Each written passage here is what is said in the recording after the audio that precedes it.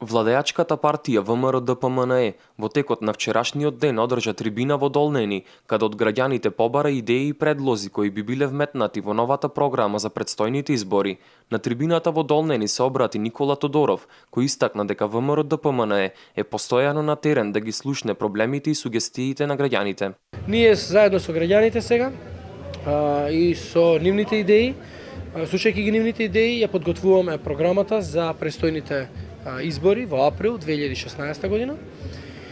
Може би тешко ветуваме, но кога ќе ветиме, се трудиме тоа ветување што сме го дали да се реализира. Тодоров посочи дека граѓаните ја прифатија идејата на ВМРО-ДПМНЕ за претстојните парламентарни избори и секојдневно ги испраќаат нивните предлози. Сите овие идеи кои што се доставени од страна на граѓаните ќе бидат разгледани од страна на стручен тим и изанализирани. Дали е изводливо нивното прифаќање, односно дали се применливи, дали може да се имплементираат и доколку е тоа така, доколку е можно да се имплементираат, тогаш тие идеи ќе бидат прифатени.